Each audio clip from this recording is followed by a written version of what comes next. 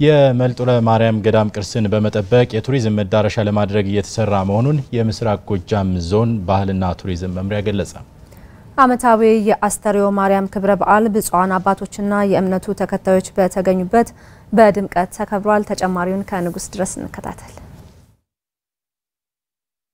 በኦሪት ዘመን የኦሪት ስርዓት ይፈጸምባቸው ከነበሩና በሀገራችን ከሚገኙ አራት ቀደምት ቤተክርስቲያናት መካከል አንዷ ናት። በ333 ዓመተ ምህረት በአብርሃ አጽባ ዘመነ ንግስና እንደተመሰረተችም ይነገራል። ርዕሰ ርዑሳን መርጦለ ማርያም ገዳም።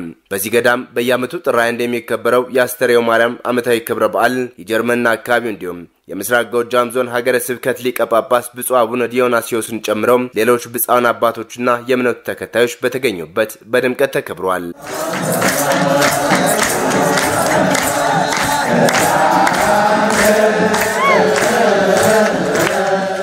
በዓሉ የኢትዮጵያ ኦርቶዶክስ ተዋሕዶ ቤተክርስቲያን በጥር ወር ከምታከብራቸው በዓላት መካከል አንዱ ሲሆን የቅድስት ድንግል ማርያም በዓለ ዕረፍቷን ምክንያት በማድረግ የሚከበር በዓል መሆኑን የጀርመንና አካባቢው እንዲሁም የምስራቅ ጎጃም ዞን ሀገረ ስብከት ሊቀ ጳጳስ ብፁዕ አቡነ ዲዮናስዮስ ተናግረዋል። በዓሉም የእመቤታችንን ዕረፍት ምክንያት በማድረግ ነው። ከዚህ አንፃር የእመቤታችንን በዓል እንግዲህ በዚህ ሁኔታ ቤተክርስቲያን ታከብራለች። ይሄ አንዱ ቦታ እንጂ ብቸኛው አይደለም። በሌሎችም ቦታዎች ይከበራሉ። እንግዲህ በተለይ በዚህ ክልል ገናን በላሊበላ ጥምቀትን በጎንደር አስተርዮ ማርያም ደግሞ በመርጦለ ማርያም ነውና ዛሬ እንግዲህ ይሄንን ያከበርን ነው ያለነው ማለት ነው። የምስራቅ ጎጃም ዞን ባህልና ቱሪዝም መምሪያ አስተርዮ ማርያምን በመርጦለ ማርያም በሚል መሪ ሐሳብ በዓሉን በድምቀት ለማክበርና የገዳሙን ታሪካዊነት ጠብቆ በማቆየት የቱሪስት መስህብ ለማድረግ ሲሰራ መቆየቱን የመምሪያው ኃላፊ ወይዘሮ ውድ አለማልማው ገልጸዋል። በዞናችን ቀደምት ከምንላቸው ውስጥ ቀዳሚውን ቦታ ይይዛል የመርጦለ ማርያም ገዳም። ይሄንን በሚመጥነው ልክ ለማስተዋወቅ በርካታ ስራዎችን ነው እየሰራን የምንገኝ። በተለይም በዚህ አመትም በባለፈው አመትም ጥንታዊ የአብርሃ አጽባ ቅሪት ቤተክርስቲያንን ለቀጣይ ትውልድ እንዲተላለፍ ለማድረግ የማስጠገን ስራዎች ከባህል ቱሪዝም ቢሮ ጋር በጋራ በመሆን ስንሰራ ቆይተናል።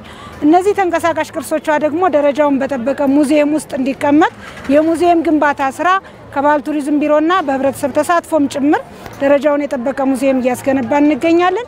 ከዛ በተጨማሪ የቅርሷን የቦታዋን ቀደምትነት ታሪካዊነት በተገቢው መንገድ እንደ ባህል ቱሪዝም እያስተዋወቅን እንገኛለን። በዓሉን ለማክበር ከተለያዩ አካባቢዎች የመጡ የእምነቱ ተከታዮችን በጥንታዊቷና በታሪካዊቷ መርጦለ ማርያም ገዳም ተገኝተው በማክበራቸው መደሰታቸውን ገልጸው የህዝቡ እንግዳ ተቀባይነትና የአከባበር ስርዓቱ ልዩ እንደነበር ገልጸዋል።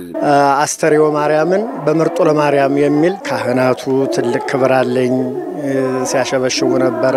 ህዝቡም በሆታ ሲል ነበርና በጣም ደስ የሚል ነበር። ያው እዚህ ሲገኝ ለሁለተኛ ጊዜ ነው። ከዛሬ 2 አመት በፊት መጥቼ አይቻለሁኝ። ግን የዚህ አመት የበዓል አከባበሩ ድባቡ በጣም የተለየ ነው። መርጦለ ማርያም ጥንታዊ ናት። ለጎጃም ወይም ለአማራ ክልል የመጀመሪያዋ ናት ማለት ነው። በኢትዮጵያ ኦርቶዶክስ ክርስቲያን ጥንታዊ ገዳማቶች አሉ። ከዚያ ዋነኛዋ በጣም ልዩ ነው።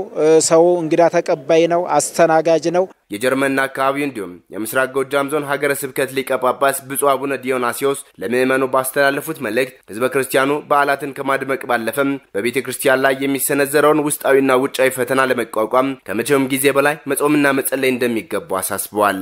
ይህ በዓል ምንም እንኳን በደስታ እያከበር ነው ቢሆንም ነገር ግን ቤተክርስቲያን ደግሞ በከፍተኛ ፈተና ውስጥ ያለችበት ወቅት ነውና በዚህ ወቅት ምእመናን የበለጠ እንዲጸልዩ በጸሎት እንዲተጉ ማስተማር ይገባል።